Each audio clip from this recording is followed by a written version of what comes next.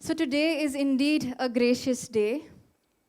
We have with us an extremely eminent and a great speaker among all of us.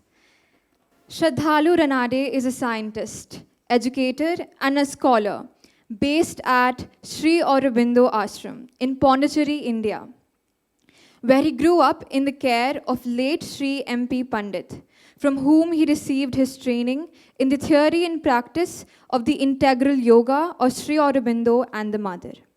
He has been deeply involved in the educational research and teacher training programs for over 20 years and has conducted intensive teacher training programs, education and value-based education all over India and abroad.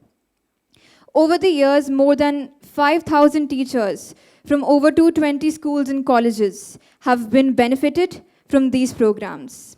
His book, titled The Introduction to Integral Education, has been widely acclaimed and is considered compulsory reading in many schools. He specialized in physics, mathematics, computer sciences, integrating them seamlessly with his philosophical, metaphysical, and spiritual studies. He has traveled all over the world in over 30 countries, delivering lectures and conducting workshops on integral education, management by consciousness, esocentric corporate groups from a wide variety of sectors, and has been a speaker at several Rotary international conferences, the United Nations, and various other forums. He firmly believes that the world is transitioning into a new paradigm of living based on a new and spiritual consciousness. Sri Sraddhaluji, we express our infinite gratitude today for your presence, and we are eagerly looking forward to listening to your enlightening words. So we welcome you heartily. A warm namaste to all of you. I hope will not only inspire you, but also surprise you and perhaps shock you because of some of the things that I intended to share with you. The theme titled The Genius of India is actually the genius not just of India, not just of the civilization, but also the genius which is seated deep within each one of you, each one of us, waiting to be awakened. But of this you are not yet conscious. But if you look back at your traditions, at your ancestors, at the great teachers, rishis, poets, scientists, artists, musicians, architects, civilization builders who are your ancestors, there you will get a glimpse of the potential that is within you. And it is this which I want to share. So first of all, we realize, looking at our sweep of history as it is taught today, through your textbooks, through the videos you have seen perhaps, through cinema, there are so many what are called ancient cultures, ancient civilizations. You have heard of Egypt, Mesopotamia, etc. None of them are alive today as living traditions of what it is that they achieved in the past. Those who built the pyramids today, their descendants don't even know the language of their ancestors. The civilization is finished. You have descendants who are completely of a different type. And this is the case with all those ancient civilizations, except India. India is not only the world's most ancient civilization, at the same time it is the longest surviving and the only surviving civilization today which retains a continuity going back at least 10,000 years of recorded history within India. And you have to ask yourself one question. How is this possible? How is it that only one civilization has survived in this way? And what it had achieved in the past is equivalent in many ways, in many capacities, to today's best. And I will touch with a few examples. I will give you a few examples of this as we go along. How can a civilization have been so great in the past and survived for so long in spite of all the, battering that comes through time, through invasions, through colonizations, etc. So we'll touch upon this also and perhaps find an insight which will help you perhaps to discover your own innate genius. when we look back at the achievements of the civilization, they span a whole range from philosophy through chemistry, mathematics, medicine, architecture, arts, music, theater. And in each of these fields, it is as if the boundaries, the limits were pushed to their maximum. In fact, something which is not well known and which is never taught to you in your history books, and you should ask yourself why, is the European Renaissance was inspired by contact from Europe to India. And it is the infusion of Indian thought through philosophy, through mathematics, through chemistry, physics, medicine, that got Europe to break free from the shackles of what was at that time the Dark Ages, the imposition of the religious church and all that, and free themselves to come into a rational phase. But around the same time that that was happening, India became colonized from European powers and subjugated, and the entire foundations of the economy destroyed. And therefore we see, as Europe rises, India falls because of that subjugation. While at that point where the British entered into India, India was producing 25% of the global industrial output. England was barely less than 1%. As British rule in India grew, India dropped from 25% to 1% when British left India, less than 1%. And the British rose in global production. Europe rose with colonization. And this whole swing took place in a period of about 200 years. During which time the British also decided that it was not enough to be able to rule India, they had to conquer the minds of the Indians. And so in order to be able to conquer the minds, they had to remove from history all the greatness of the past and bring you to the mindset of a slave so that you would scramble with each other to be a better slave than the other. And therefore your history books were changed to remove all this and leave you with only the best that the West has to offer, with nothing at all from your own past and your own traditions. So that all the time as you grow up, you're only looking to the West. And so you will see for many younger people, the goal of life is literally to pass your exams, hop, step and jump and live abroad in some other country. Why? Because, well, that's the center of the world. No, it's not. It never was. The center of the world, interestingly, when you go back to the British records barely 300 years ago, they describe India as the focal point. If you read Shakespeare, you will find here one of his greatest plays, The Merchant of Venice. The merchant becomes rich at the end of the story because 3 ships of his come back from India. And why is he a merchant of Venice? What is special about Venice? Why was Venice the hub of trade for Europe? Because it was the closest shipping point to India. And it was from India, from Indian imports, that Europe became wealthy. That Europe was inspired even to enter the Industrial Revolution in trying to match and compete with Indian goods. According to British records at that time, one single city of Surat in India was producing textiles not only for rest of India, but textiles for Europe, export to Europe and the rest other parts of the world. And just the export content was more than the total production of textiles in Europe. These textiles were of such high standard, such high value. If you have heard some of the stories, these things are still surviving, by the way, in many places, in museums abroad, interestingly, because the British took away all the best that they could from India, leaving very little behind. But you see, for example, an entire sari worn by a fully grown human being, a woman. An entire sari could be folded and folded and folded and folded until it became so small and squeezed into the size and placed inside a matchbox. And from inside the matchbox you could unfold and have the full sari with fine embroidery and colors and paintings. Now this being done with human hands is almost impossible. Today you can imagine something maybe with machines you could do, but these were done by human hands. In fact, there was a display of Indian jewelry in Paris in 1800s, which became a revolution for the whole of Europe, because looking at the jewelry, the reviews coming in at that point in the public were questioning, how is it possible for human hands to make such beautiful things with such minute detail? Can we replicate this with machines? So all these were really triggers for the industrial age to replicate, which is why to this day the whole jewelry market in the world is largely following the patterns of the Indian jewelry of the ancient times.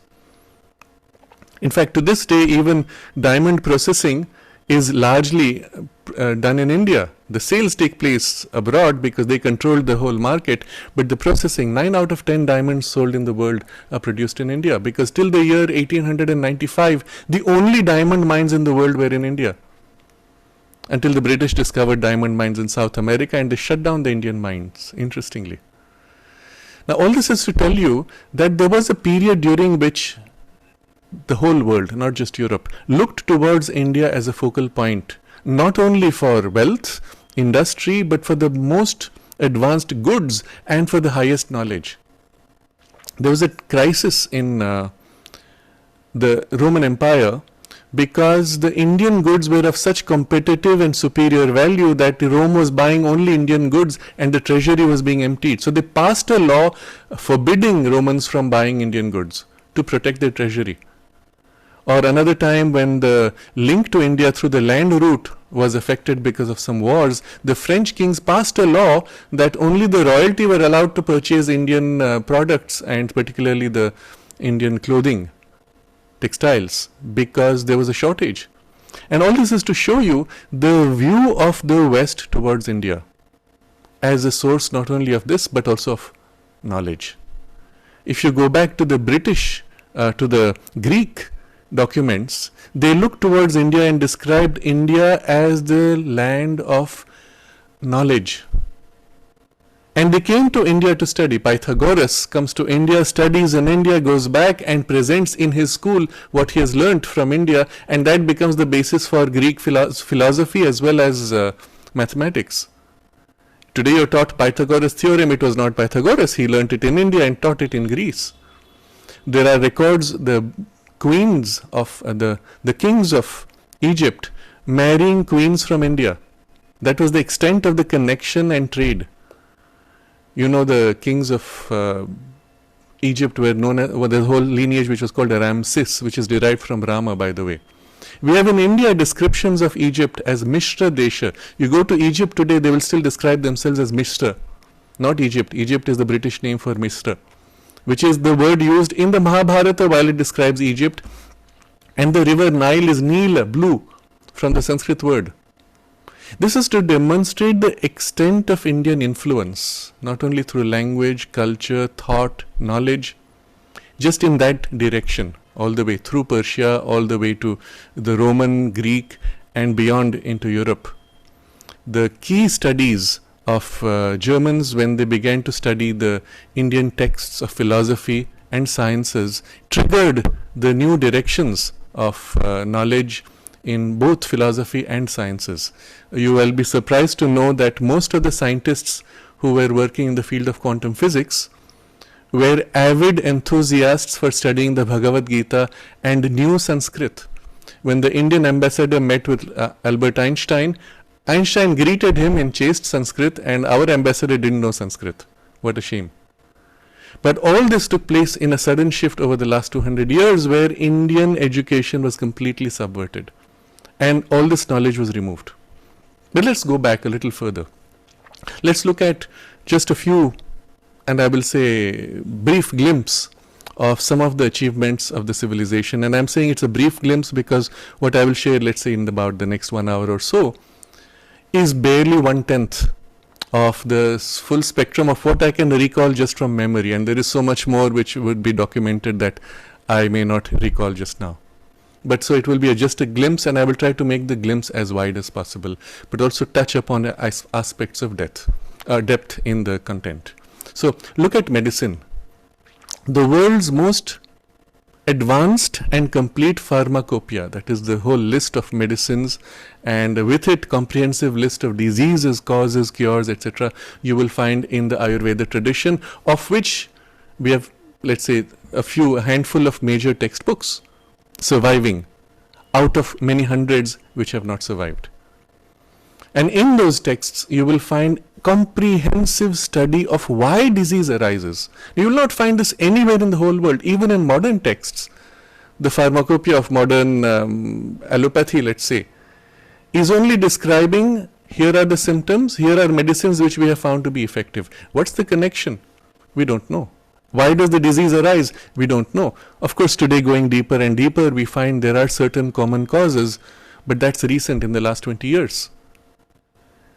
Why do we age even? Can we reverse aging? All this is part of last 10 years of study, and all this you will find addressed in Ayurveda going back at least 4,000 years. In the original texts, and even solutions offered for all these. You will find there descriptions of the Parkinson's disease, for which to this day modern allopathy does not have a solution of the or an understanding of the cause. Ayurveda describes the disease, describes the cause, and gives you a solution. Fascinating.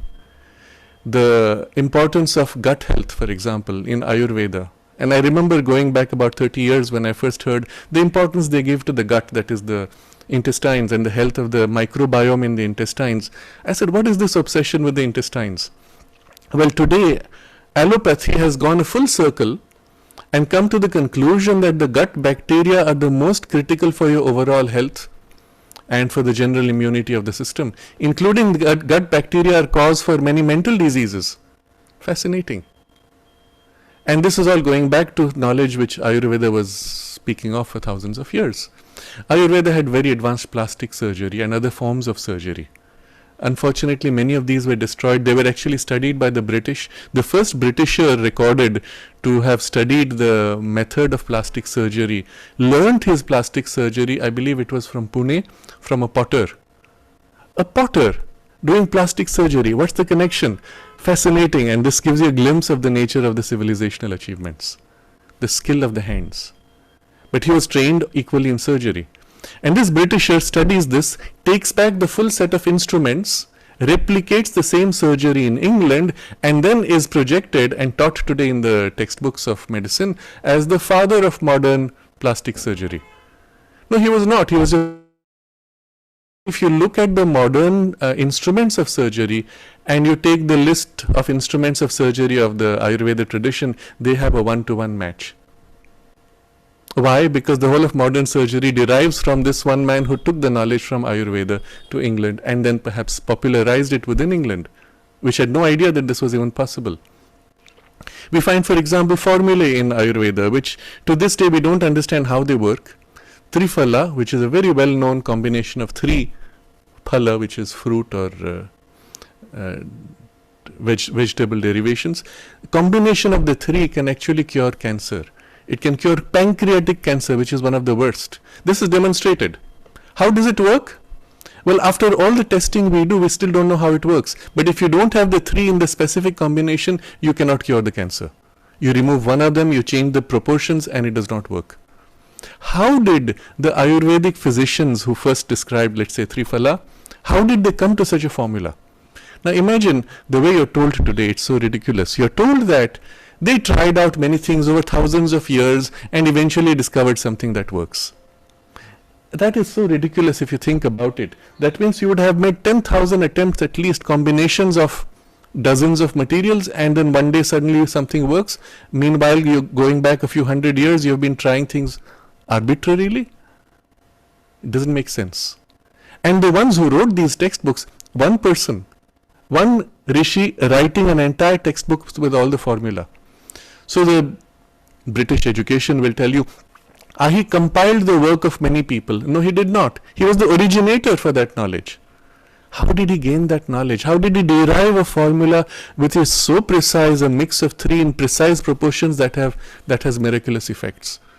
The nature of that access to knowledge I will come to towards the end, because that access is available to you also, and this will be your secret, your key for your own genius to be realized in this life. But I'm giving you these as examples to show you what is available by those achievers.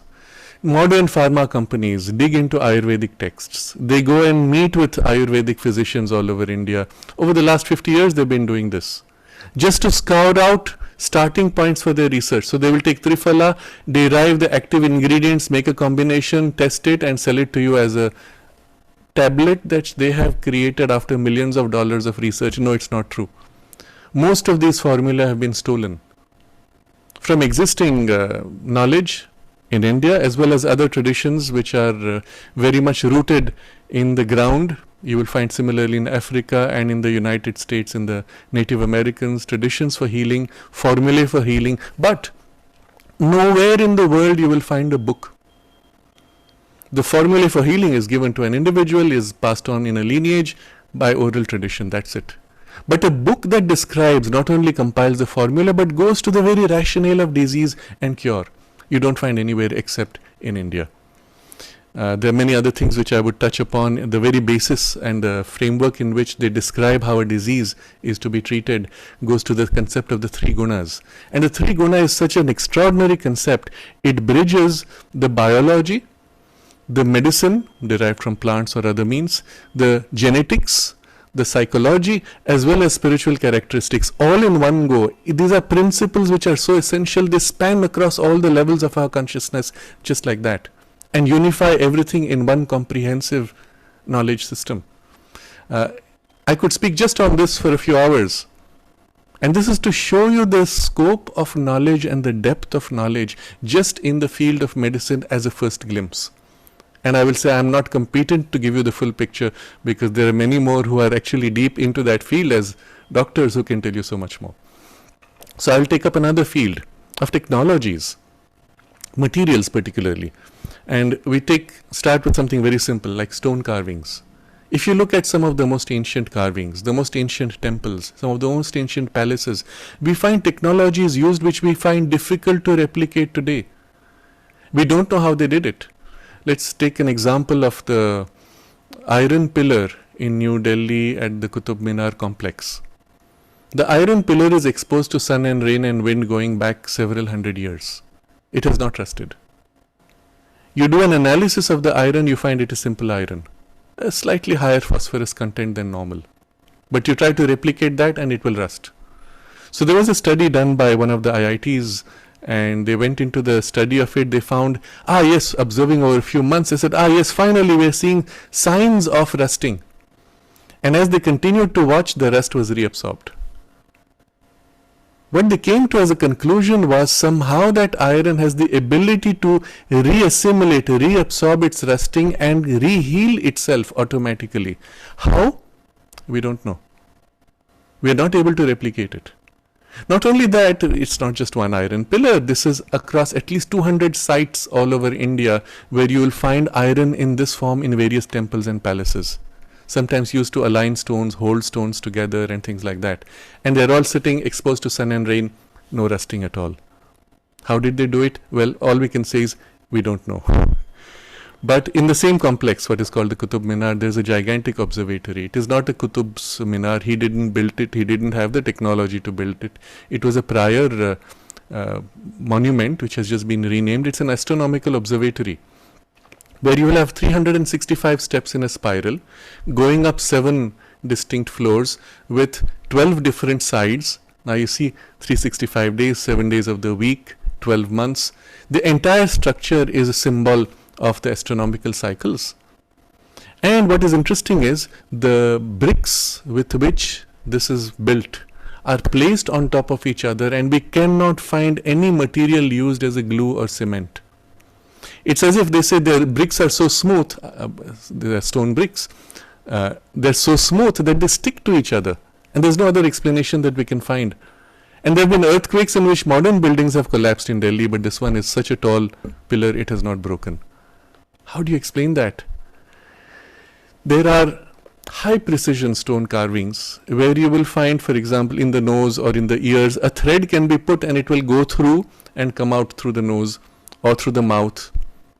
You make a tiny hole which is barely 2 or 3 millimeters and curves inside the stone. How do you do that? We still don't have means. Of course, with modern technologies, we can replicate that with very advanced precision tools, but how did they do it? We have no idea. And yet they did it. So I'm giving you this as an example of material technology. There's one more which comes to mind, which is a temple where there are 2 gigantic towers. No big deal in itself, except the towers, which are several tons in weight, swing in the wind. They're so lightly balanced, you can climb up, stand on them, they take the full weight of stone, it's all stone finally, granite, and it swings in the breeze. And so the British tried to understand how could this be possible. They dug into the foundations of one of the towers and destroyed the machinery in the process, and that tower stopped swinging. What is this intelligence that can discover these, innovate these, and build things which are always pushing the boundary of what is impossible? And so one of the characteristics you see of the Indian mind is this attempt to unify the impossible extremes. Strength, subtlety. Can you unite these two? Isn't it? Heaviness, lightness. Can you unify these two? So one of the things they did was with iron, making iron with fine threads, weaving it to become like soft velvety cloth. Interesting. And yet it has the hardness of iron. So a variation of that, which is slightly more rough, was used as a coating for the armor of the warriors. So it's as if you're wearing clothing that is actually like your normal clothes, smooth, elastic even a little bit, but if a sword comes and hits on it, it will not cut through. On the other extreme, can you make steel, we're again speaking of iron but a variation now, can you make iron modified in such a way that it can be extremely hard and yet remain sharp? Now this is a practical problem for all over the world. When you make any metal, particularly iron or variations of steel, extremely hard to keep it sharp, then it becomes brittle and it breaks. If you don't want it to break by brittleness, it has to be slightly soft. Finding the balance has always been a challenge. Indian steel was valued all over the world going back a few thousand years precisely because it solved this problem. And the steel that was produced was more valuable than gold. When Alexander, and we will have occasion to speak of him again later, when Alexander the so-called great, he was not great at all, when he lost in the battle, and yes, that's the real history, when he lost in the battle and gave up, he wanted to go back, he was facing a mutiny from his soldiers. On the other side, the king Purushottama says to him, I admire you as a good warrior, you hung on so long, here are a few gifts. And he gives him gifts. Among those gifts are 16 kilograms of Indian steel, which he takes back because it's more valuable than gold. And you have in the Greek stories of Indian steel, where the Greek and the Turkish fought a battle. And at the start of the battle, the two kings came together and said, let's not kill our people, let's have our own internal battle first. And so the Greek king takes this very heavy sword, and with full power of his body and strength, he breaks a log of wood. On the other side, the Turkish king, who had a sword of Indian steel, takes a scarf from his shoulder, throws it into the air, and with a swish of a very thin sword, cuts the scarf into two. The sword is so sharp, Indian steel. And he won. This is an example of the fame of Indian steel, and the Indian steel industry was so advanced. We had 10,000 steel making plants all over the country, which the British shut down, by the way, so that they could compete with their industrial steel, which was of an inferior grade. So this is to give you a glimpse of the kind of knowledge of quasi-metamaterials, what is called today, metamaterials, and we still don't know how they did it. The full formula are not available. There's still a family in Kerala which produces perfectly flat mirrors. So precise, so advanced, almost at the level of molecular level you find the mirror to be flat. And these mirrors were sold all over the world. You're given the illusion that glass mirror is the only technology. No, that's a cheaper technology. Here are metal mirrors which were more accurate than glass mirrors of today, still produced by technology that they keep secret, they don't reveal to you. And finally, there was a whole textbook of metallurgy, textbook of chemistry, which described various formulae for mixture and production going back a few thousand years. Now, these are the most ancient textbooks in the whole world for any metallurgy or chemistry, or even textbooks of architecture and textbook of sculpture, textbooks of warfare going back a few thousand years. The only ones in the whole world among all civilizations. There is no other anywhere else. Now, a civilization which has textbooks for all these, which compete with the modern textbooks in the quality of content, you have to ask, what made it so great, extraordinary in its knowledge and its mastery of all these fields? So great that to this day we find it difficult to equal, and there was nowhere else in the world anywhere of anything of equal capability. There are even textbooks of theatre. which describe the very principles of theatre, of the art, of the psychology of theatre, and the technology of theatre, and so on. And among all these textbooks, we call them Shastras. There is also one of them, Rasayana Shastra, which is, you can say, chemistry to some extent. But among those texts of Rasayana Shastra is a textbook which describes how to transmute iron into gold. Now you'll find this whole story pretty in Europe similarly, where the attempt was made. And this knowledge of how to convert one material at a level which is atomic. Iron becomes gold, it's an atomic level intervention. And the whole technology and the means of processing is described in 16 steps. And the description is very precise, very accurate and detailed. And we know for a fact, because they do put some secret codes to hide certain elements, and certain elements are passed down in an oral tradition so that the knowledge may not be stolen. We do know of people who have actually done this in the public eye. And one of the documents, I believe, goes back to 1950. And this is recorded in a newspaper in Bombay, where this Indian actually converts, I think it was iron or mercury, into gold in front of senior judges and scientists. And the whole thing is documented and it comes in a newspaper article. And we don't know what happened to that man. But this is to show you the kind of technology and the depth of mastery. And I will end with one more technology which will really blow your mind. And this is a technology which is called Vimana Shastra.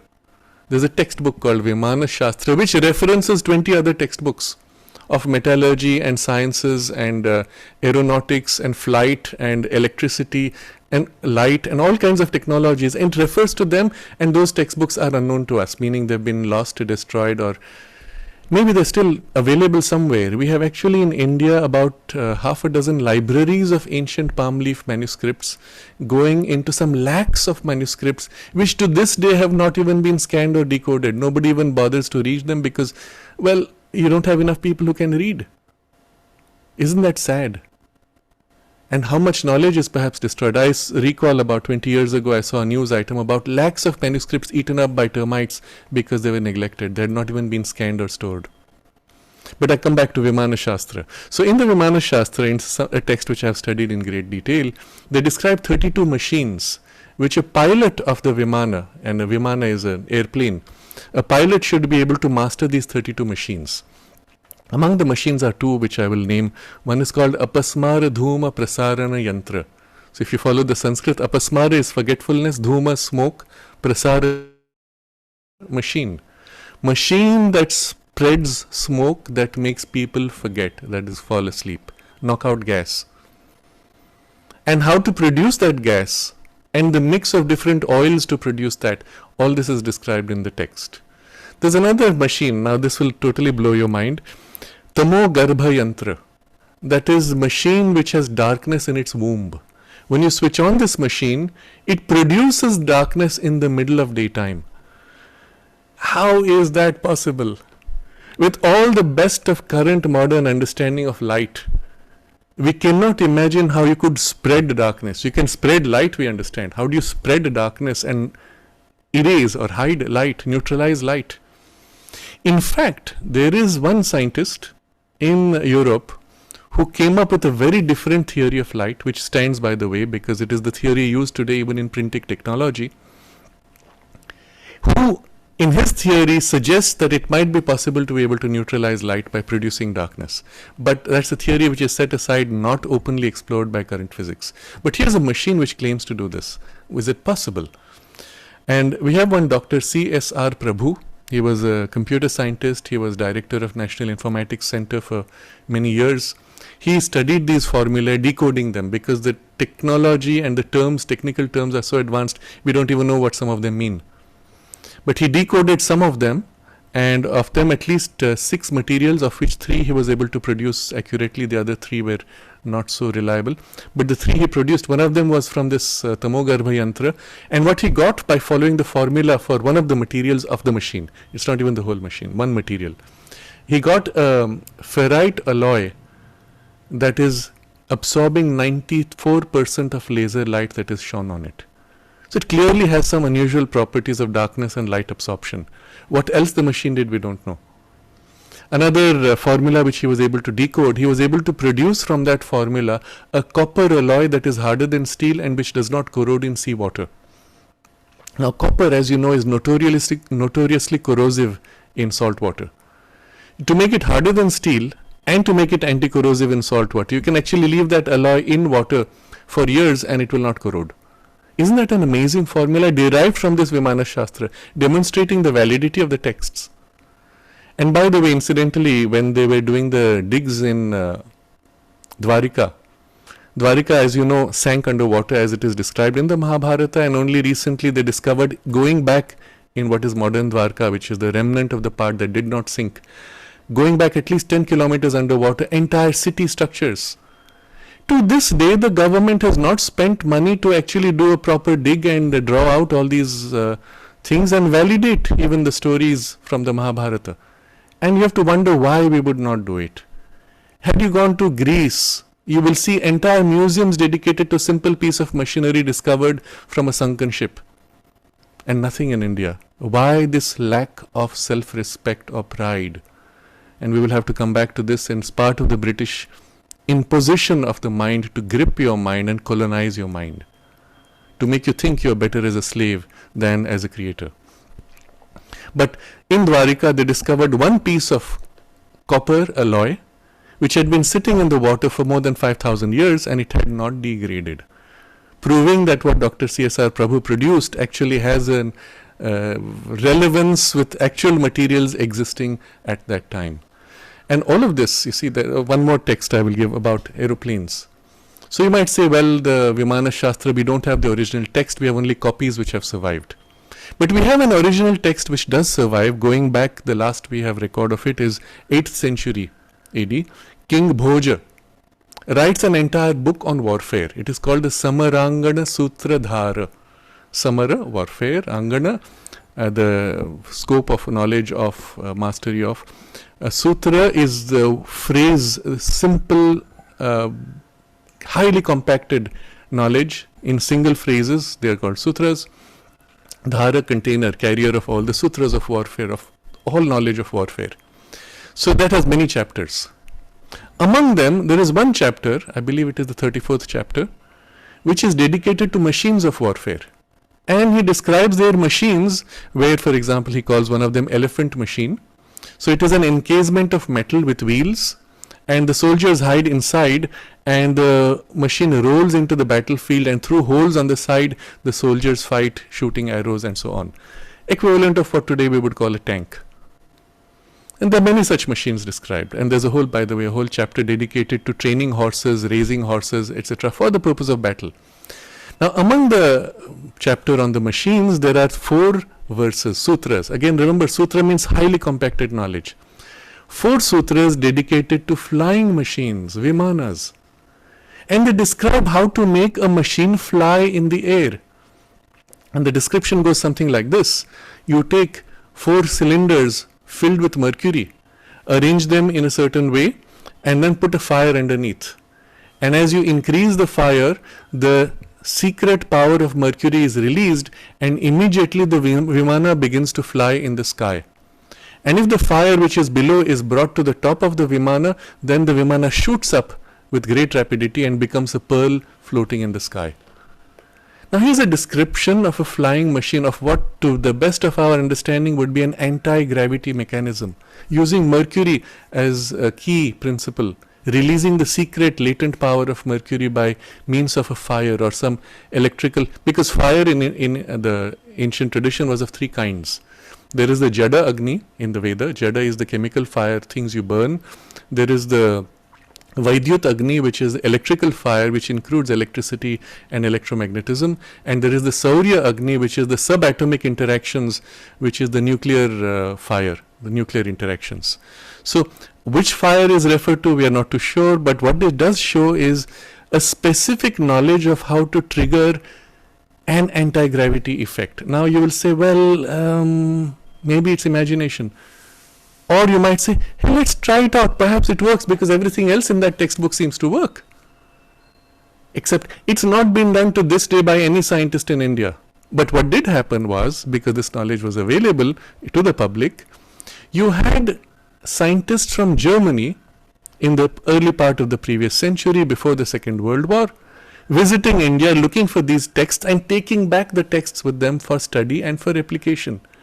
And we do know for a fact that during the Second World War, German scientists were experimenting with mercury being activated in a certain way on a particular machine which was described as the bell, die Glocke, which was said to rise in the air when they activated it.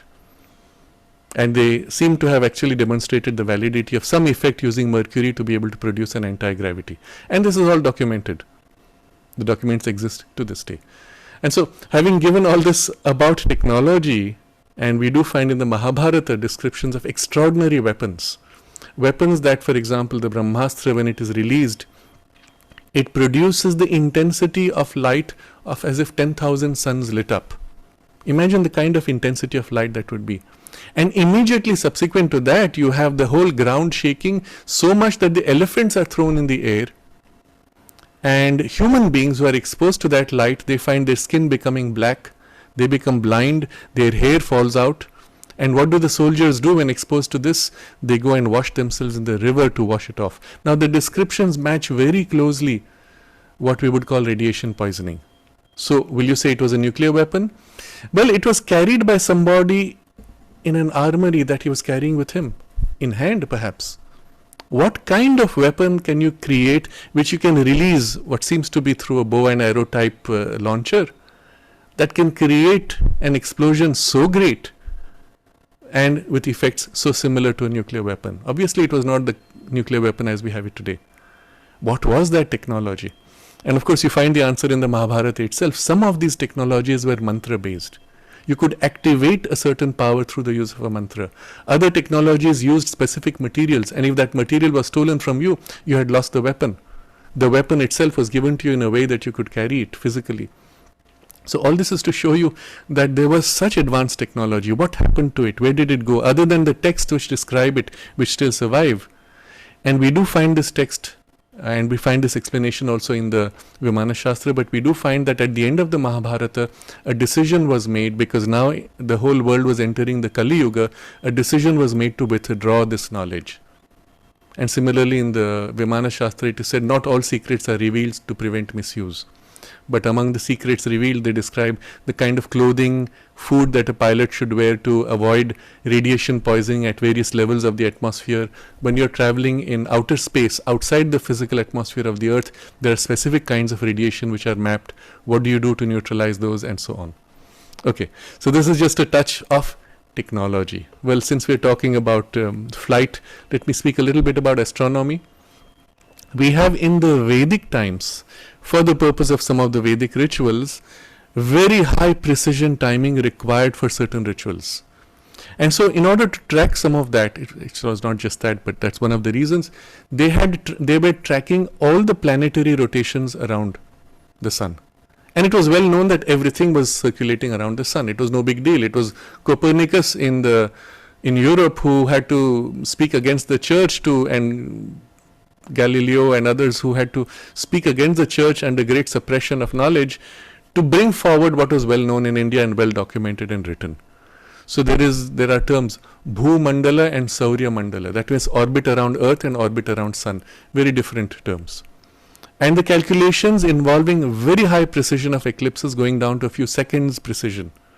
So to get a few seconds precision with the moon, for example, you need to know very specific variations of the lunar orbit, because the lunar orbit itself has an oscillation which spans over several years.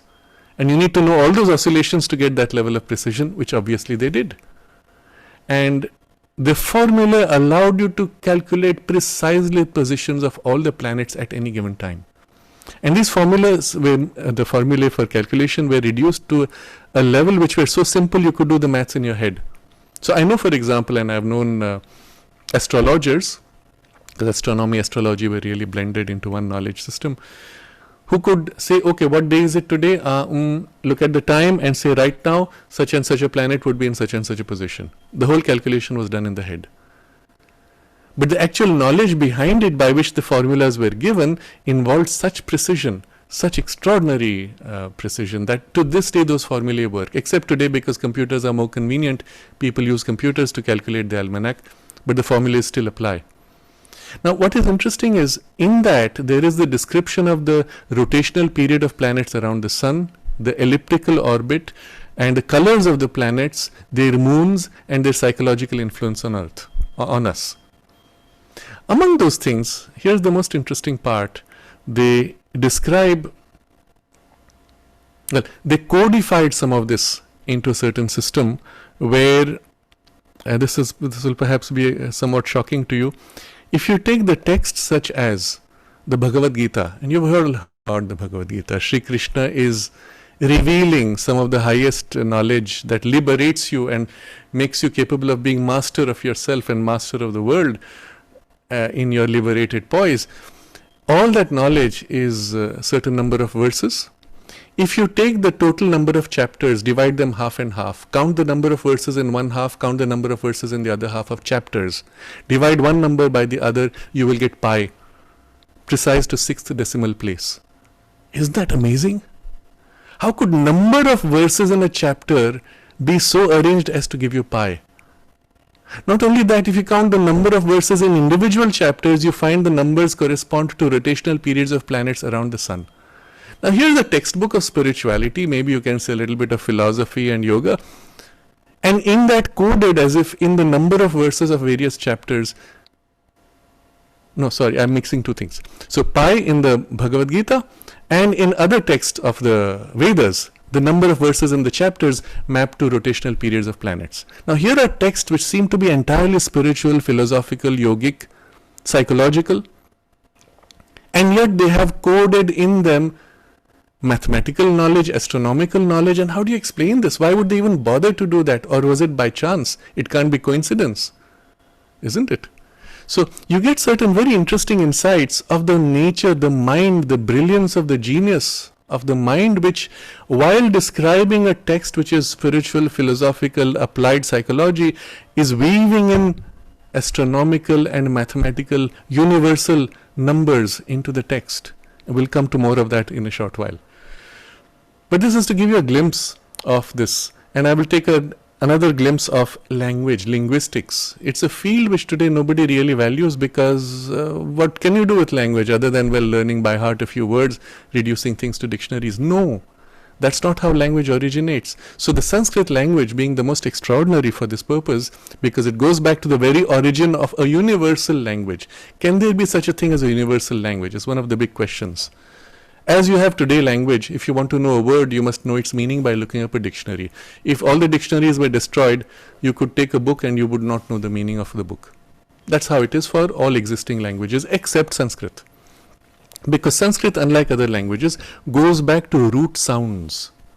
And the root sounds have an essential meaning which comes with the very quality of the sound itself. So if you went to another planet and they went to the root sounds and the quality of root sounds, you would end up speaking the same language. Which is why Sanskrit is called the language of the gods, because they originate from the root sounds and principles of sound vibrations from the higher planes all the way to the most material. Which is why the mantra has a power. When you repeat those words with a certain intent, you are resonating on multiple levels, including the mental worlds, and creating effects of change of thought, of energies, and physical results. So because of this characteristics of Sanskrit being built on root sounds, you can actually take a word in Sanskrit that you have never heard, and without a dictionary, decompose the word into its root sounds and extract the meaning from it. Fascinating, isn't it? Or you want to express something. I've just come across some new experience, some new gadget, maybe a mobile phone, and I say, but what would I say? What would I call this in Sanskrit? You can formulate using root sounds a combination of sounds to produce the meaning that you want to convey. And the other person on the other side who has never known what it is will get the sense of what it is you're referring to by the characteristic of the root sounds.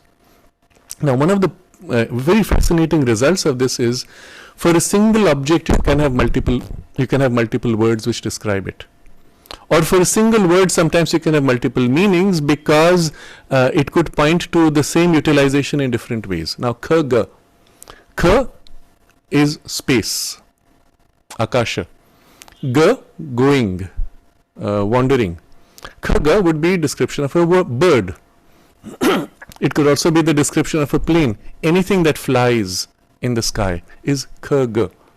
Very simple, right? So you can have multiple meanings while at the same time holding an essential meaning which is permanent.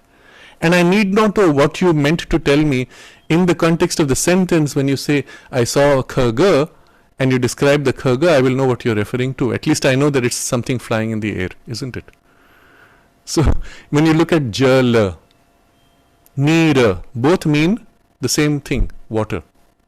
But the root sound describes something totally different. Jala is that which gives birth, which is the originating substance. Neera is that which, I don't recall the exact sense, but it has different sense for it. Another word which will describe water is something that flows. The many attributes, qualities of water, let's say, and each word could as if capture an aspect of it. Now this is the nature of the language at a word level. If you look at the linguistic structure of grammar similarly, you find the whole thing has a very spontaneous, natural, essential characteristic. That is, if you were to sit down and begin to build a new language using the most natural way you think, you will end up with the Sanskrit grammar. And this grammar is so precise, so accurate, so rational, that you will find the Panini grammar rules, which are a list of 2000 sutras. You can apply them, Sutra 1, Sutra 2, Sutra 3, and take any sentence in Sanskrit and decode its meaning. But as you saw, sometimes words have multiple meanings. So a sentence could have multiple meanings, and the same sutra applied like a computer program would decode all the multiple meanings. And this is the reason why it was one of the observations of a NASA scientist when going back some 40 years, Briggs, I believe his name. He said that Sanskrit is best suited for computers to understand human language and for natural language processing. Today, of course, we have very advanced computational power, so we can actually map out any language, and yet we find there is some kind of an essential structure to language which aligns to the nature of Sanskrit itself. I will touch upon a few more things. The root sounds of Sanskrit actually map to the chakras. Now you know we have chakras. These are focal points of energies of consciousness within us, mapping levels of consciousness, and they sounds associated with each petals, and the entire alphabet is mapped in sequence across the petals. Now this knowledge is something so profound, so extraordinary. This knowledge is something so profound, so extraordinary, that we are at the same time in one go unifying linguistics, biology, psychology, yoga, spiritual experience in one go. Because now using certain combination of sounds, you can actually trigger those petals and those centers, produce certain effects and influence your psychological state, but also external circumstances. But all this is still to do with the sounds and the language. Now look at what they did with the language. So there is one very famous problem which troubled the European scientists for about 200 years. And the problem is very simple. You have a chessboard, and you know how the horse moves on the chessboard. It moves 2 steps forward, 1 step to the side. Okay. So if you put the horse on the corner of the chessboard and make it hop around without ever repeating the same square, can you cover the entire chessboard without repeating a single square? That was a big problem because it's a very complex mathematical problem. 64 squares to be touched without ever repeating one, and there's so many ways it could be done, and so is there a solution even possible? And they did find an answer. It was found by a mathematician called Euler. Did he really find it first? No. You go back 2000 years and you have a song sung by one of the Tamil saints of India, and the saint is singing a verse, a prayer to God, which is 8 lines of 8 syllables each. Okay, so what's the big deal? Well, the big deal is that you could take this verse and write it out syllable wise on the chessboard. Okay, so what's the big deal? Well, if you now take the horse from one corner and start hopping from the first corner and solve this problem of the horse, and as you solve it, you repeat each syllable that you are stepping on. When you complete the whole thing, you get a new verse which is also 8 lines by 8 syllables, which is also a prayer addressed to God. What an amazing genius of mind! Imagine to be able to create something like this. Just think about what it would mean. You're composing 8 lines of 8 syllables each, and at the same time in your mind you should be able to hold this complex jumping pattern which will form a totally different verse of a prayer which has to make sense and be with rhythm and rhyme. What kind of an extraordinary mind can build such a prayer? Well, let me tell you very simply, the answer is simple: no human mind can do it. Because the level of complexity is so high, even computers would have a hard time doing it. How did they do it? Because the one who composed the verse did not try out an experiment. The saint simply drew an inspiration and wrote it out and pointed to, here's a solution for your chest problem. Isn't that amazing? So it's something which is above mind, a power above mind. We may call intuition, we may call it higher than mind, a supra-mental capacity, which, by the way, is present in all of us as a latent power just above the head, if you take the trouble to tap it. If you waste your energies, if you waste your mind in doing meaningless activities downward, you lose this ability, it closes up, dies out in a sense. If you instead turn your energies upward and open your mind to the power above mind, or we will use the word intuition, then the power flowers out, and like a flower, all its petals begin to open up. You see the center above the head, Sahasrara, you've heard the term in the yoga tradition. The Sahasrara is described as 1,000-petaled lotus. Literally 1,000 possibilities of its powers begin to bloom and activate and work through your mind. Your mind becomes a vehicle now to articulate, not to think but to perceive directly above thought. And that's how they did this. Well, I'll give you one more example of the power of the mind to express in language. There is a prayer that has 32 syllables. You read it forward, it is a prayer to Vishnu. You read it backward, it is a prayer to Shiva. You convert each syllable to its equivalent number, and it gives you pi to the 32nd decimal place. Pi, you understand the ratio between the perimeter, the perimeter and the diameter of a circle. Now this number is very special. It cannot be represented in terms of a ratio of two numbers. And because of that, pi is considered one of those things which is called a transcendental number. There's no way to represent it. It's some kind of a crazy, unrepresentable abstraction of number. But it represents a deep spiritual truth which can be captured and even represented in this way, in a prayer.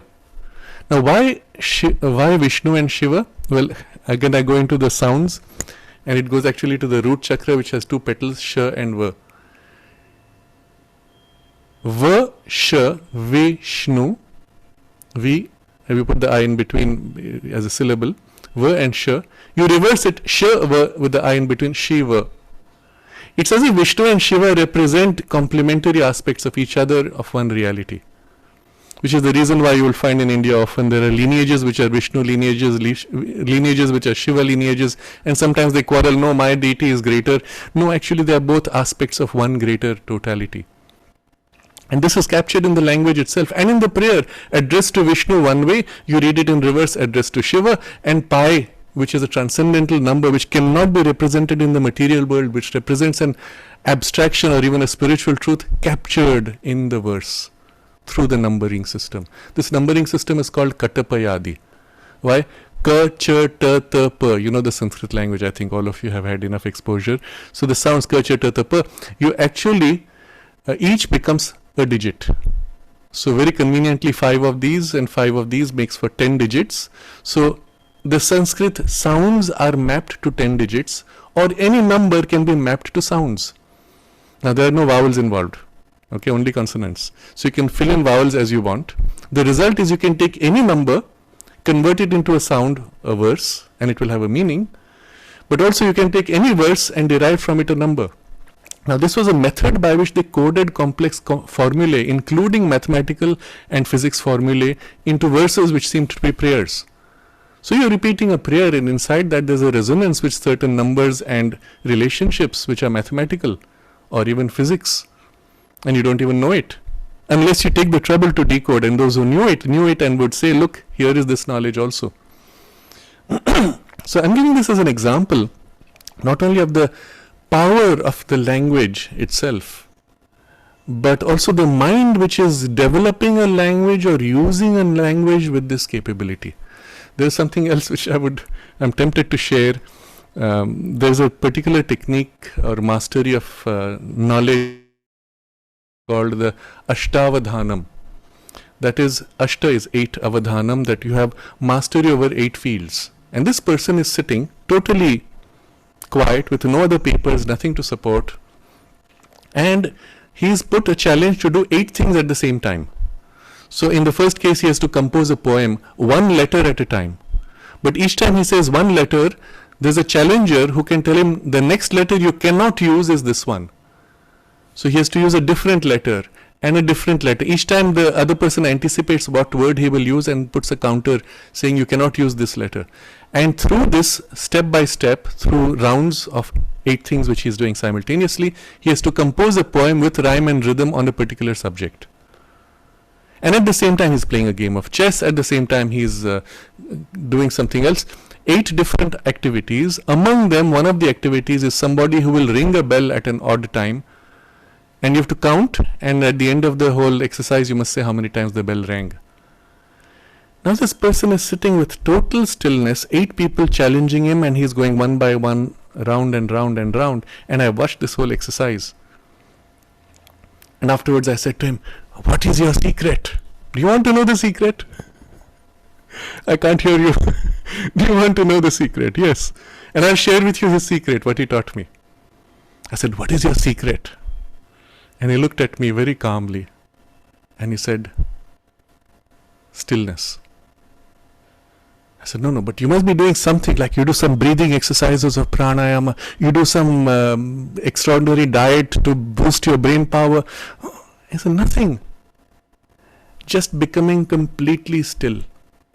And in that stillness, you are as if at the center of the storm.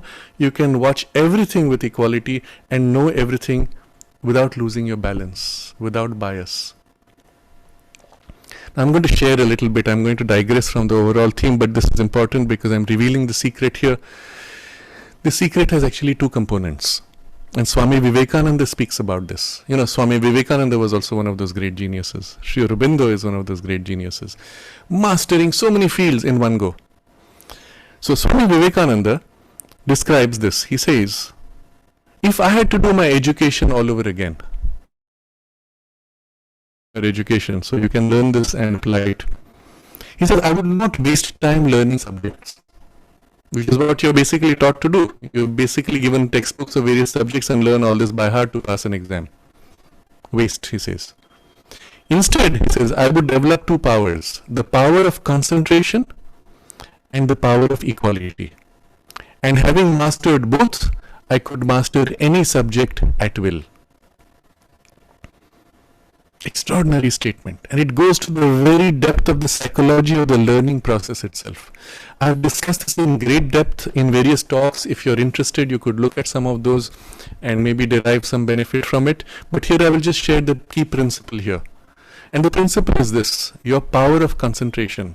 That is the ability to shut out everything else and put yourself in one pointed focus on a single thing, allows you as if to cut through the appearance and identify with the knowledge and the experience which is behind the words or behind the experience, and grasp it by identifying with it. You know it because you are it. You see, all learning essentially goes back to this. When a teacher is explaining something to you, this is what it means, this is how it works, you say, repeat. There's a point where suddenly something clicks and you say, I got it. What happened at that moment when you got it? Something inside you experienced identity with the knowledge. There was a flash of awakening as if a light, and you say, I got it. And it's so easy at that point. It's so simple. It's as if something was unveiled, uncovered, revealed. A knowledge, and when you say, I know it, it's so simple.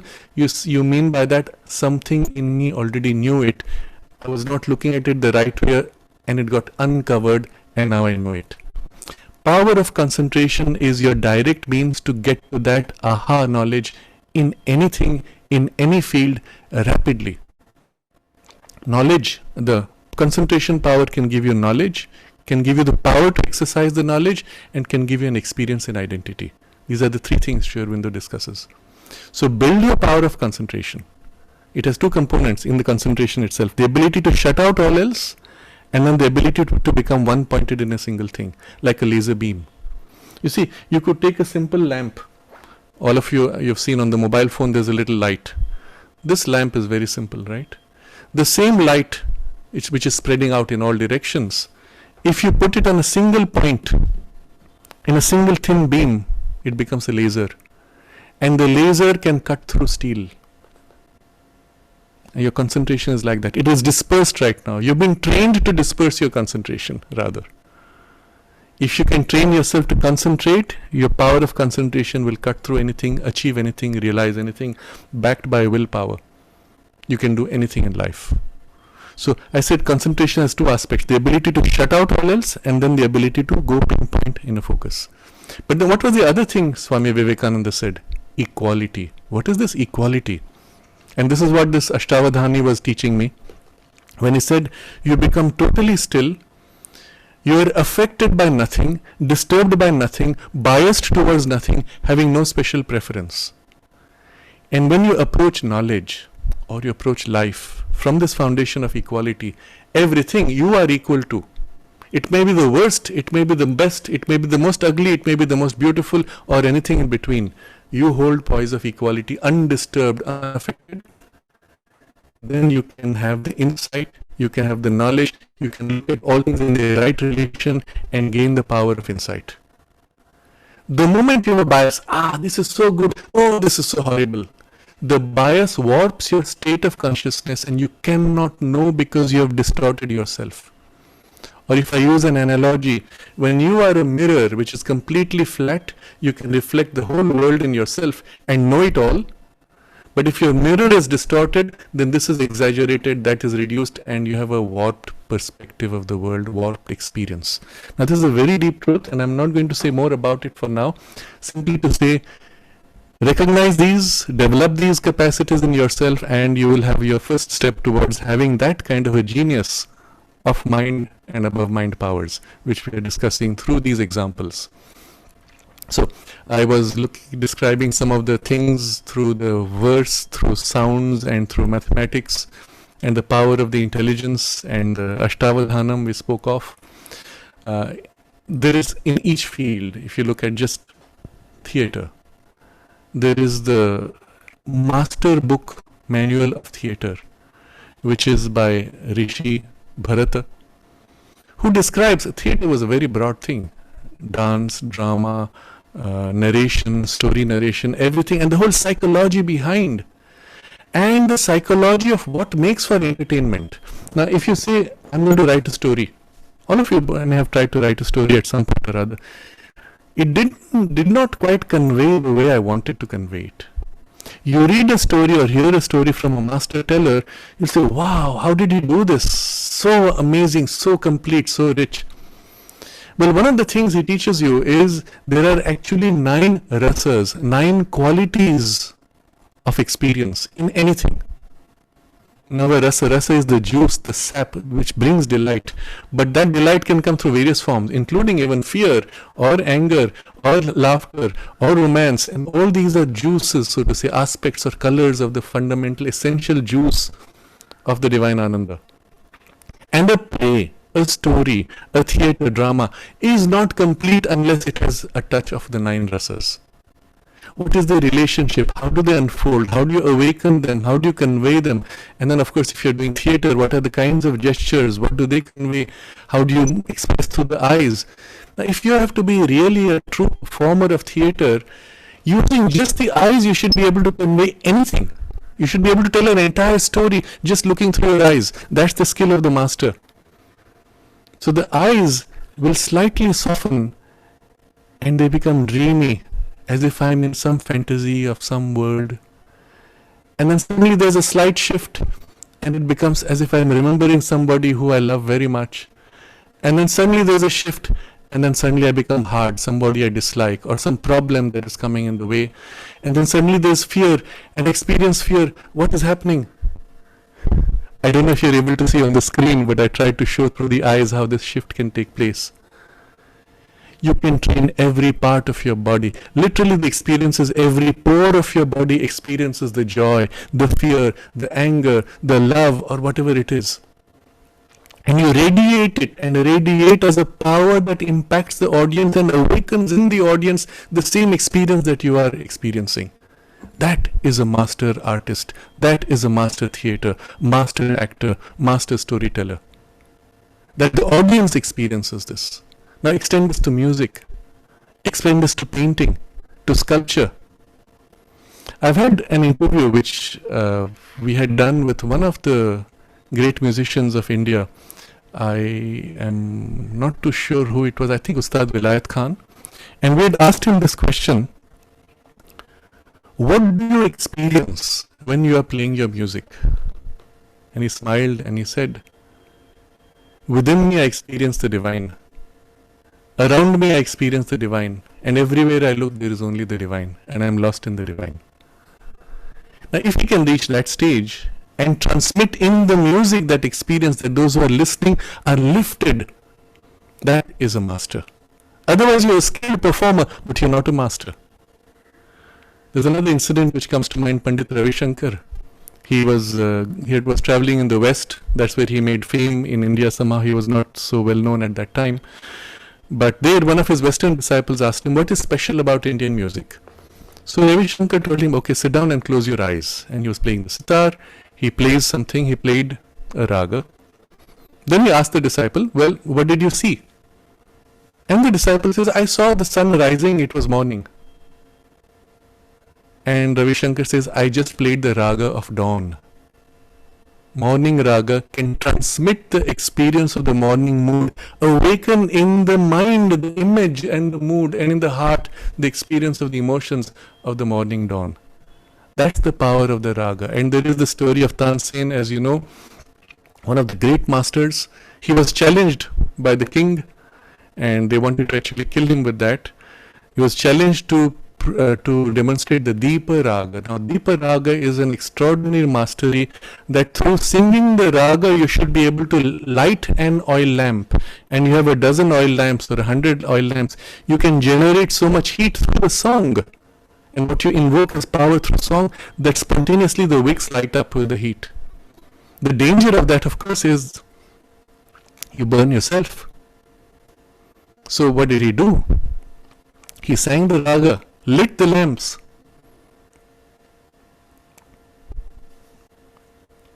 I think it was his wife, she sang the raga of rain. Produced rain to cool the body. Can you imagine? In the science of music, you have the power to invoke rain. You have the power to dry out and produce heat and light a lamp. And this is mastery.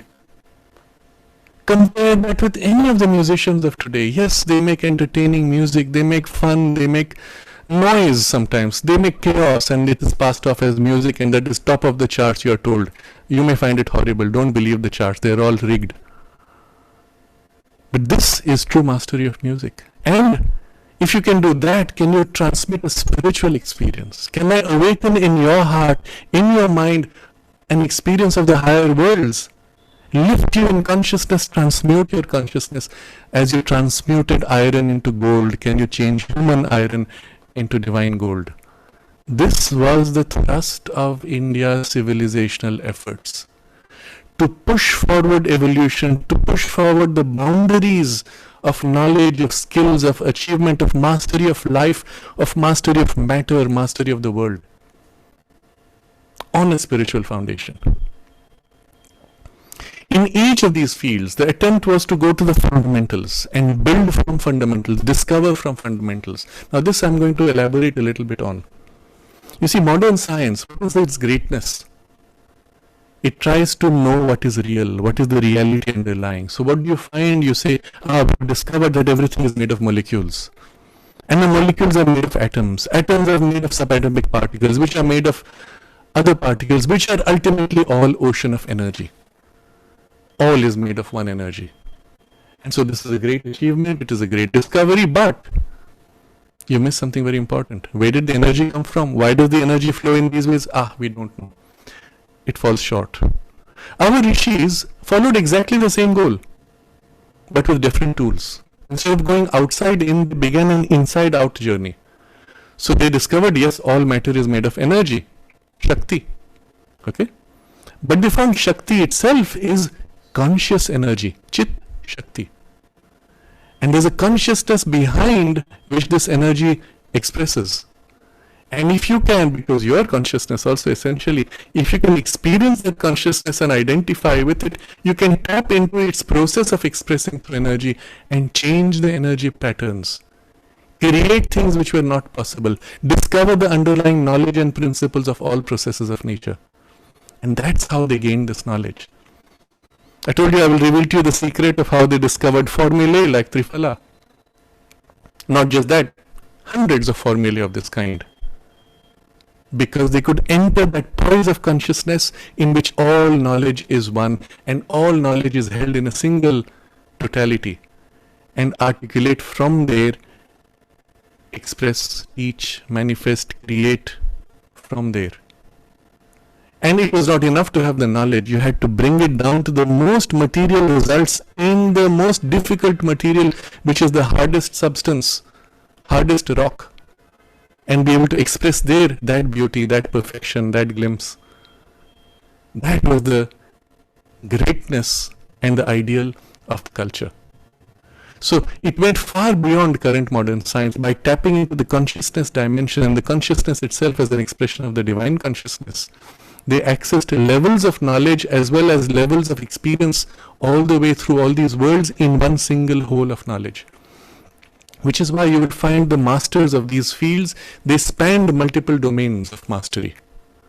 So if you're talking of Ayurveda, which is, you will say medicine, it includes psychology, it includes spirituality, it also includes metallurgy and everything. If you go into art of warfare, Kalari Payat, for example, as a science of war.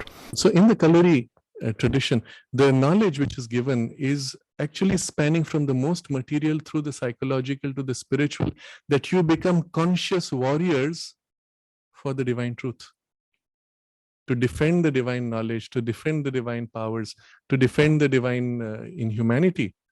That's the sense of the Kalari mastery. And so you see in every field, everywhere, in all the systems of knowledge, the perfection sought was an attempt to realize the divine in the highest, most essential principles, and then realize and bridge it down to the most material, and a full mastery in the most extremes of matter. Now, this is the characteristic of the Indian civilization.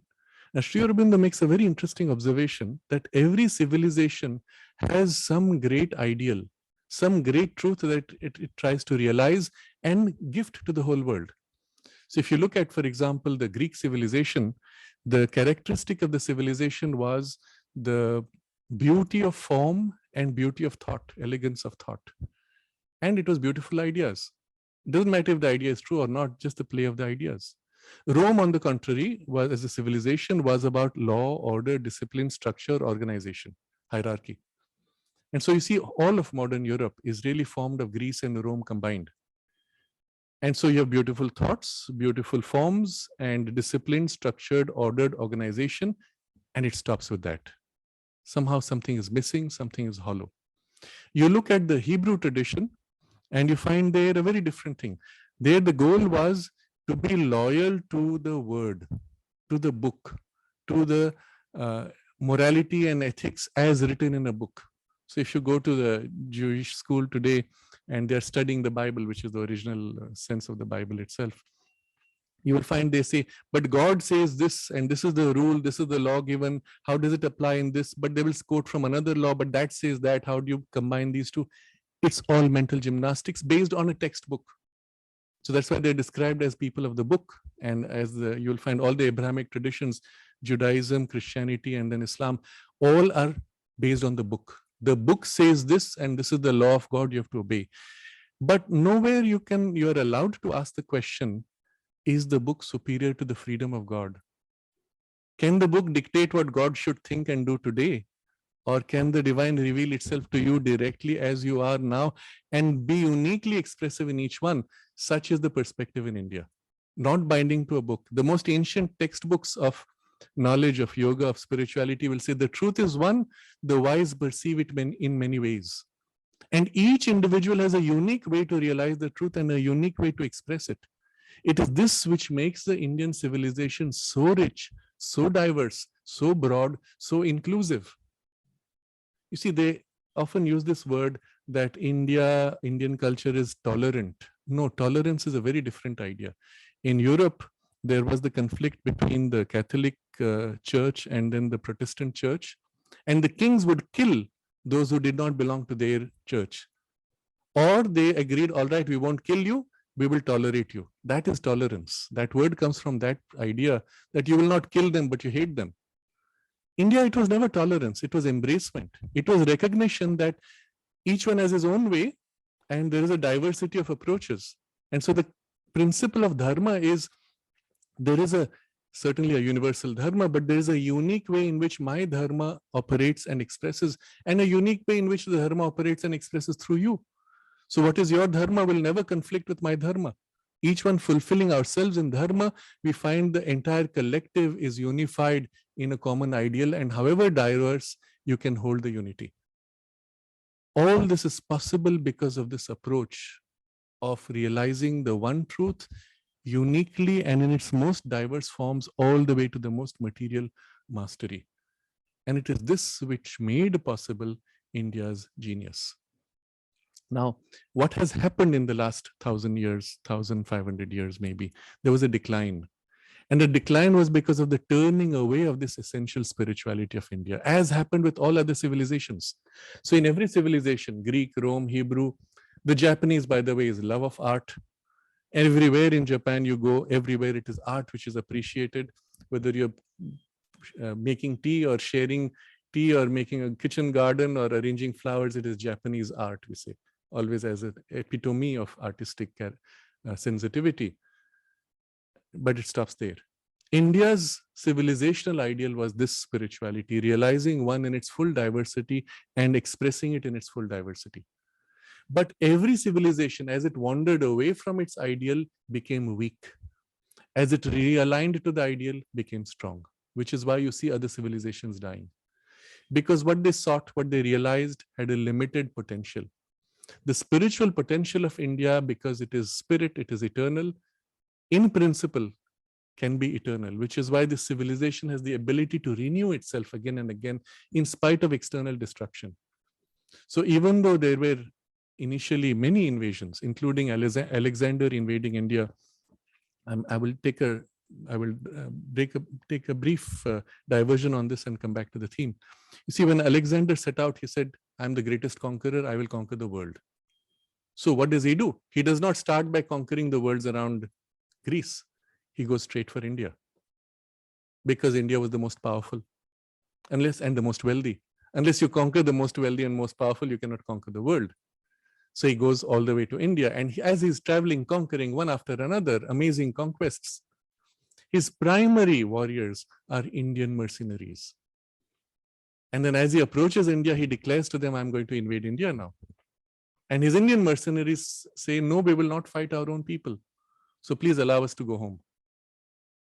What can he do? He doesn't have a choice. He says, all right, you can go. And remember, these mercenaries would travel with their families, wives and children. So he says, you can go home, but one condition, you leave behind all your weapons because I can't have you attacking me. So they agree, they leave. And as they're traveling in their caravans with their families, Alexander turns to his Greek warriors and says, if these people fight me, I can never defeat India. Go right now and butcher every single one of them. All the mercenaries, men, wives, women, children, all butchered in cold blood. This is Alexander, so-called the Great. He called himself the Great, not India. He comes now on the border of India and he's stuck there. He is unable to cut through. And we have on the other side King, they called him Purushottama, who is fighting with a battle army, which is of course the best at the time in the world. A battle after battle after battle, again and again, his warriors are tired. Eventually they mutiny. They say, we will not fight, we have to go back, we are tired, we are exhausted.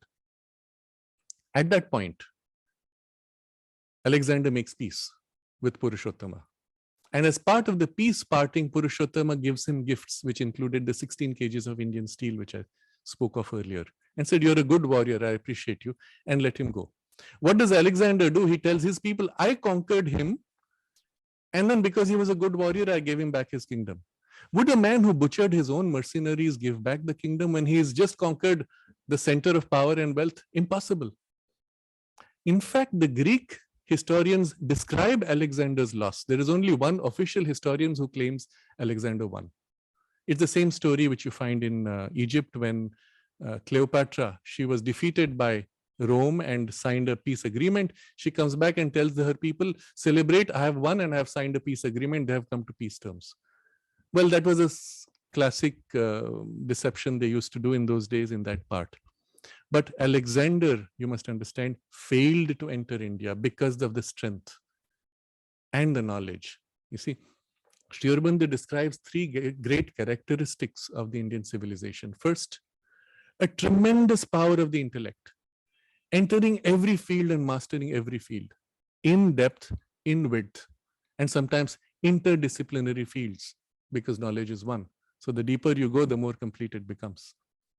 The second characteristic of the Indian civilization, a tremendous power and courage to actualize, to put into practice all this achievement and knowledge without fear.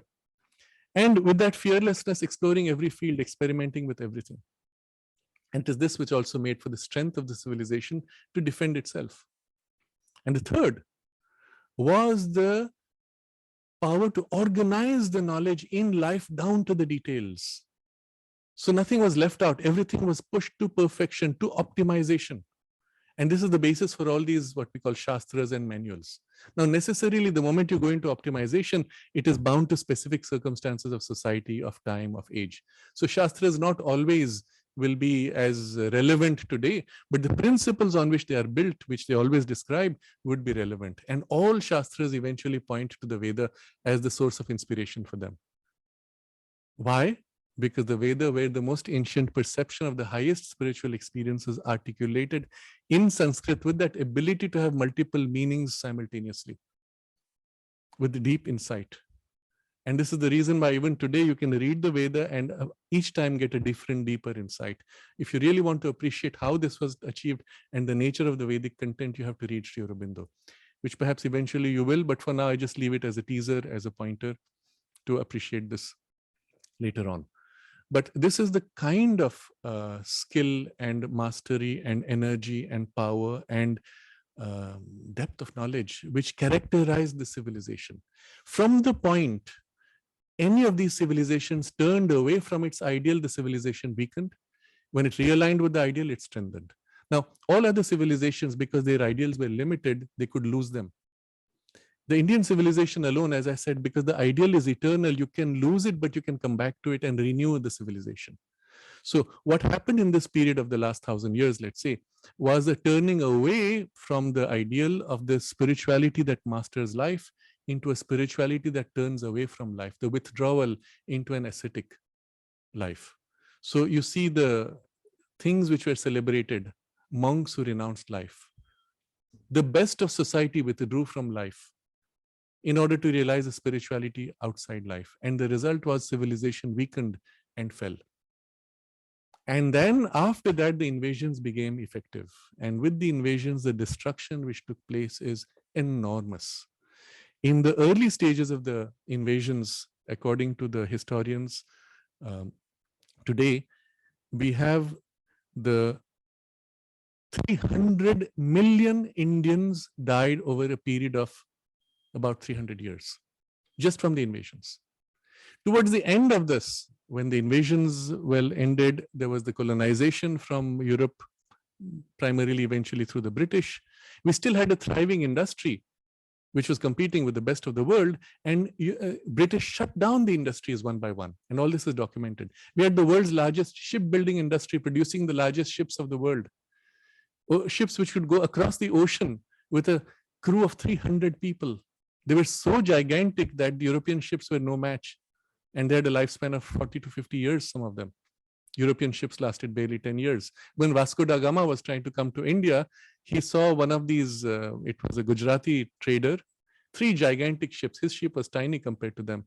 And he said, I want to go to India. So the Gujarati trader says, come follow me. And see, he hugged along behind the ships. That's how he came to India. And he's famous in Europe for having made that journey to India. But it was not his journey. He just tailed along what were the shipping space routes of the Indian sailors. The whole ocean is called Indian Ocean. Why? Even though Africa has the larger border with the ocean, it's not African Ocean. It's Indian Ocean because it was ruled, dominated by the Indian traders who went across everywhere in the world and spread the knowledge, spread their trade, the goods, and so on. But all this is to show the vitality of the nation. But when the best of the people begin to withdraw in an otherworldly spirituality, the collapse began, the invasions were possible. And the last stage, the British shut down the Indian industries, including the shipbuilding industry was shut down. It was at that time in Gujarat as well as in Bengal. Today, those two are the world's biggest ship breaking centers because we were not allowed to build ships, so we began to break ships. But still continues to this day. But this is just to give you a glimpse of the decline which took place under British rule, which I spoke about earlier, from 25% of global industrial output to less than 1% when the British left. In spite of that, the ability for the civilization to renew itself is still intact. And this trend is happening, and this is what Sri Aurobindo worked for.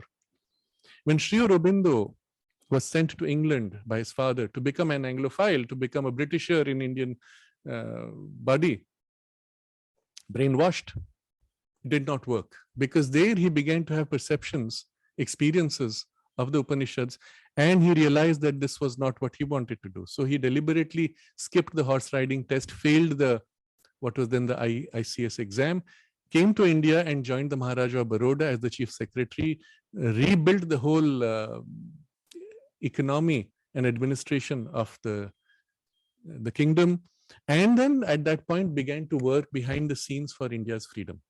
And he declared this in his writing. He said, we fight the British to free India, not because we hate the British, not because they are good or bad rulers, but because, he said, India has a mission to fulfill in the world.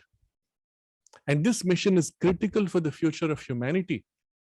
Because if India's gift of spirituality is not given to the world civilization itself might collapse. And so this gift is critical. But for India to be able to gift this spirituality, which will save the world in a way, India must first rediscover her own spirituality. She must find her own soul. And in order to find her soul, she must be free. Otherwise, without freedom, you cannot find yourself. And therefore, we are fighting for India's freedom. This was his stated objective. Look at the perspective that he's looking at in the long run. And it may not happen in his physical lifetime. And that's how he began the freedom movement. He organized across India the entire freedom movement through his articles, awoke people, inspired people to such a degree that the Viceroy of India wrote back saying, Aurobindo Ghosh is the most dangerous man in India today. What is he doing? Well, he's writing articles and organizing the freedom struggle. He was traveling all over India, by the way, organizing the underground movement. And so at some point they put him in jail. But he also realized in the jail itself, it was shown to him that he had to work for something much greater, which was awakening that spirituality of India. And he was given the assurance by Sri Krishna in the jail that now the freedom struggle will be taken care of by others. Now you have to focus on this, the awakening of the Indian spirituality, but in a new dimension. And that's when he comes out of jail. Then he is guided to come to Pondicherry. He begins to write about the Vedic knowledge and all the deeper knowledge of India, brings it forward in a way that is accessible to the modern mind in rational terms, organizes all the existing knowledge of the world and lifts it to a still higher height and completeness.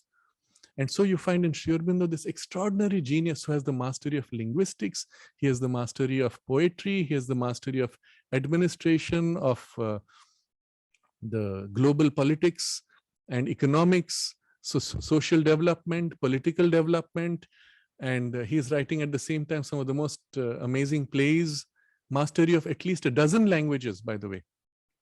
And he was writing about this principles of linguistics, of how language itself forms and giving evidence through his studies. And all this he is doing simultaneously. He's writing 6 books at the same time. And after about 7 years, he says, the knowledge I had was so much more, but I had to stop because already it reaches the limit of what human beings would be able to follow. But the work he had to do was to assist in this awakening, the spiritual awakening. And that work continues. And that's why you will study even the new education system that he created, which is called integral education, for the awakening of not just the Indian people, but of all of humanity. So what began initially with the awakening of India broadened out to the human awakening and a next step in human evolution to this higher range of consciousness, which in the past only the Vedic rishis had access to. But in the emergent future, all of us have to realize and begin to live from there. So this is in sum the perspective of the Indian civilization from its past achievements. And the Vedic rishis declared to you, and they addressed you when they said, listen, hearken, O ye children of immortality, amritasya putraha. Swami Vivekananda formulates it in a different way, in a more modern language, saying, arise, awake, stop not till the work is done. What is this arise? To what? Awake to what? To your own higher spiritual potential, which spirituality is not cut off from life. It's not asceticism. It is a realization and mastery of life, as we see in the examples that we have been looking at. The entire civilization has to be rebuilt, but on the same eternal foundations with new forms. You see, I said without this gift of spirituality, the world's future would be lost. What does that mean? Sri Aurobindo makes this point. If the world goes the way the European values are currently well founded, you see what has happened in Europe. You see what is happening all over the world. Complete collapse and destruction. Ecologically, it's obvious. The amount of plastic waste we are throwing is actually destroying all life. The way you're eating up all the fish by these gigantic machines which kill 9/10 of the fish, of which 1/10 you take, of which you eat 1/10 again, is cruel, insensible, outright stupid from a civilizational point of view. You know that 2 generations down, there'll be no fish left. There'll be no life left. The bees were gone. The flowers will not pollinate. There will be no fruits. It's obvious. We know it. The poisons we are pumping into the water through the plastics is actually reducing human fertility, is creating new sicknesses. Cancer today is rampant. When barely 30 years ago, cancer was something so rare, you got 1 in a million perhaps. What are you doing in destroying life itself on earth? And you're busy talking about, and it's a complete distraction to speak of global climate change and global warming and carbon dioxide. Carbon dioxide is not a poison. It is part of the cycle of life. The poisons we are pumping through chemicals, through hormones into the waters is destroying life, and nobody is talking about it. They want you to cut back carbon emissions. That's not a problem. The poisoning of life is a problem, and you're not allowed to talk about it. And this is the outcome of the values of the European civilization, which think short term. And because now you've thrown out even the rebirth or the idea that you're responsible for the future generations, you're thinking only what can you do right now to maximize your immediate profit or satisfaction. Why? Because life, they say, is competition and destructive competition. That's how they view the world. And because you're here by chance, you were molecules which fell into place to form a living being by chance. What's the use of life? Nothing, except satisfy your immediate desires and comforts. And with this is this result that you see. And it's taken less than, I don't know, 50 years, maybe 100 years, if you want to put it that. In 100 years, you destroy all humanity. The question I will ask, why is it in India we don't do things differently? Why is it we do not here establish and live by those higher values? Because it is these higher values which will save humanity.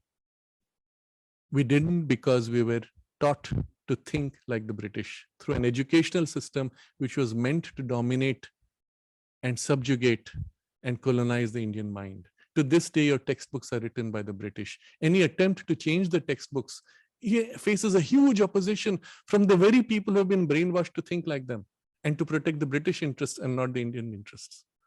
Amazing, isn't it? That's how the brainwashing works.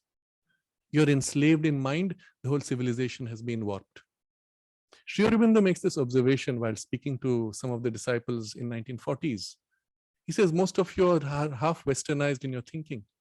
The Indian mind is inherently different. While the European mind thinks with pieces, and from outside in, it tries to understand what is the inside by observing the outside. The Indian mind inherently is intuitive, begins from inside out, begins to look at the whole, and from there identify the pieces in relation to the whole. This is the characteristic of the mind.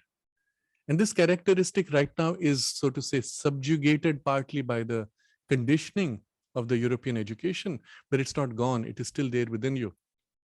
And if you can begin to think for yourself, stand back from what you're told and begin to observe and think and come to your own conclusions and pursue and explore with the full power of this genius, which is beyond just, not just intellect, but including and beyond the intellect, with the full strength and courage of this exploration and the minute mastery and perfection in life in detail to realize and optimize everything to your highest values, you too will grow in the lines of the rishis.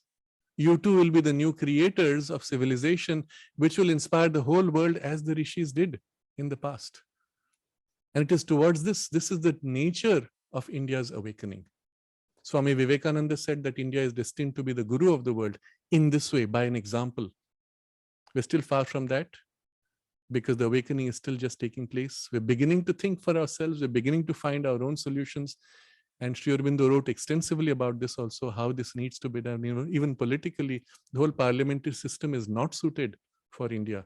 We want to choose our king. So the structure itself has to be a presidential model.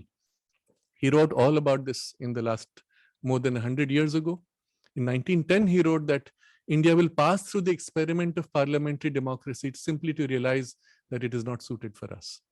In the very first step, when India became free, what did we do?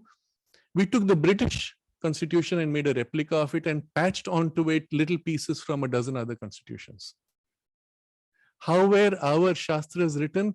Go back to first principles. Why are we here? What is our ideal? What do we live for?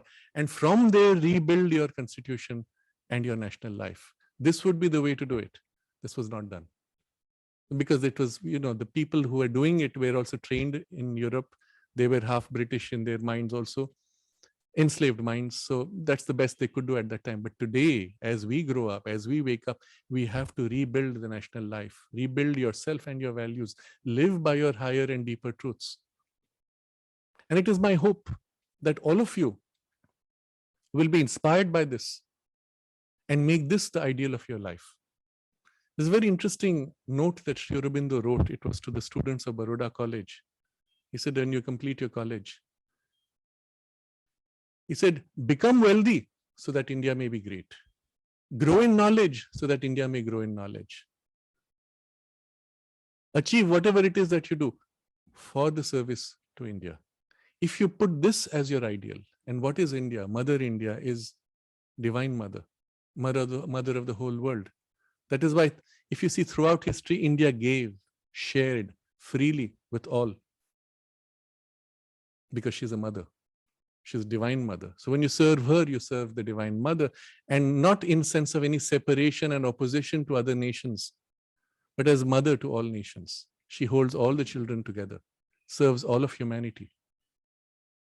So the viewpoint we have to have has to become also large. You've all been at various times in earlier lives, you have taken birth in all those other cultures. People who are living there would have taken birth in India. So what I'm speaking of in terms of India is not just India as a geographical and a racial unit. It's about India, the concept of India. And it is this we have to align to. This is the ideal that should inspire humanity, and the whole destiny of humanity will change. Rather than this head-on collapse that we're going into towards, we will rebuild and grow into new possibility. So what can you do? Dedicate yourself to a higher ideal, which is greater than yourself. And the greater the ideal, the greater you receive as strength from the ideal. Build the power of your mind and intelligence and these powers above mind of intuition and higher genius. It's all there within you, waiting to be revealed, but you must dedicate energy towards it. And for that, do not fritter away your intelligence and your powers of mind and strength and energies. And I'm going to say this very openly. Do not redirect your energies in the error towards things which degrade your consciousness. Today, the whole media, the whole cinema, the whole machinery of industry is trying to attract you to slip into smoking, alcohol, drugs, premature sex, and all kinds of morbidities which will destroy your mind, because that way they can subjugate you and they will colonize you and reduce you to mere consumers controlled by an elite. Do not fall into that trap. Build your mind, direct your powers, say no to all these degrading influences. They'll be strong. You will be tempted. Say no. There's no such thing as try once. You try once, you're hooked. Your brain is damaged. And I'm saying this from modern psychological studies. We can watch through MRI. You smoke once and it leaves an imprint in your DNA. As you take drugs, it leaves an imprint in the mind. You can do an MRI scan afterwards. You can do a DNA study afterwards. You can say, this fellow smoked. That fellow took drugs. It's permanent damage. You've had it. There's no going back after that. And if ever you have been tempted, stop now. Let your body regenerate. Till the age of 21, your bodies can regenerate and rebuild themselves. Grow in developing the power of your intelligence and your strength and your courage and your creativity and your skills in every possible way. Build yourself first. For what? In this greater service, not just for you. You will also grow strong. You will also grow wealthy. You will grow great. You will be famous if you want to be. But for Mother India, for Divine Mother, for humanity, to realize something which will be so wonderful that humanity can look and say, yes, this inspires me. For that, you don't need to be famous. Sometimes you will do it in your life. People may not even know that you have done it. But the fact that you have done it will have its impact on the rest of humanity. Sri Krishna teaches in the Bhagavad Gita, and Sri Aurobindo says the knowledge he has revealed has yet to liberate humanity. That when you become master of yourself, Swarat, that's your step towards becoming Samrat, master of your circumstances, or generally master of the world. For that, you must be master of yourself. Work towards this self-mastery. And one of the steps you will do internally is do not deceive yourself. There's a very interesting statement which is taught to children in Sanskrit. Chitte vachi kriyayam cha sadhunam eka rupata. That is, in your consciousness, in your thoughts, in your speech, in your actions, there is one alignment. Honest, transparent, real. Not deceptive, not manipulative, not fooling around and somehow managing to get something done, which is only a short-term benefit. When you build yourself to be thus aligned, you have the power to realize anything, because the power is greater than you and can flow right through you and be effective, whatever the circumstances, whatever the challenges. Be worthy of the sacrifices of your ancestors, not only those who made these great achievements of genius, but those who fought to defend India and died to protect this knowledge and these civilizational values. Those who fought the British and colonial rule and died so that today you may be free to be able to rediscover your soul and fulfill your purpose in life. They would not see it in their own lifetime, but they died for you. Some of you are the ones who died to fight for that freedom. You have taken what you were fighting for. Remember why you're here. And start living the life for which you chose to take birth. You've forgotten here, but deep within you, you know that you took birth with a purpose. There's a reason, something to be realized, something to be fulfilled. I don't know what, but when I start doing it, it will feel right. When I go off track, it will feel wrong. I will feel lost. That's your reference. Deep within you, the knowledge is held and the power and the capacity already exists. So give yourself time every day. Do not lose yourself in mere entertainment and social media and cinema or chatting. That's good. Have fun when you want. But give yourself some time every day, 5 minutes, 10 minutes, where you become extremely quiet. Remember the guidance from that man, the Ashtavadhani, become extremely still and then go deep into that stillness, as deep as you can. Deep inside you, in the very core of your being, is your living soul. It is something extraordinarily beautiful. When you experience that, you will say there's nothing more wonderful, nothing more beautiful in the whole world. But you will get an influence of this at first. A deep peace, a deep calm, a deep joy, a kind of a deep love in which everything is somehow more beautiful, more meaningful, more worthwhile. And from that influence, you'll find life is so interesting. There's so much to learn, so much to do, so much to create, so much to enjoy in a different way, not in a wallowing enjoyment, but a creative enjoyment. Put yourself in relation to that. And from there, ask for the help. Open to the Divine Mother who embraces you from all around, from within you, from above you, and who can pour into you all the knowledge and all the strength and all the capacity that you need. You remember this, what the song which is now called national song, which brought India to freedom, Vande Mataram. In that song, there are these, Sri Aurobindo says it's a mantra for liberating India. There are these words where you say, Bahote tumi ma shakti. In my arms, you are the strength. Hridaya tumi ma bhakti. In my heart, you are the devotion. In my mind, you are the intelligence. And it is your form that I will establish in every temple. What is the temple here? Your heart. So within your heart, you establish the Divine Mother and you serve her, you fulfill her, and you grow great, whatever that may mean for you, because she fills you. Without that, you are just this little empty husk, shell, pointless, meaningless. Life has no meaning. You see some of the most famous and successful people who are most wealthy and famous committing suicide. You've seen film actors doing that. Why? Because their life is hollow and meaningless. When you align yourself in this way, your life will be so full of joy and so full of potential to create and love and knowledge and strength and whatever else, that you will not miss this chance. You will make the most of it, whatever that may be. And for each one of us, it may be different. As I said, the Swadharma, the line of evolution, is unique for each one of us. You don't have to be extraordinary in every field. You just have to fulfill what you were born to do in your growth and in your potential, and you will have the deepest satisfaction and joy. This is what I want to convey to you as the most important message in all this which I had to share. You are children of immortality. You're children of the great rishis. You're part of a civilization that has always aimed to realize this, and which must now inspire the whole world to share in these high values. That would be India's role in the world. And it is based on this choice whether the world follows the European values or the Indian values, which will determine the future of humanity. That's why Sri Aurobindo worked for India's freedom, and that's the role India has to play, and we're still far short of that. You, I hope, I wish, I invite you to participate in this work to be done. And you'll have the joy of fulfilling this mission of Mother India.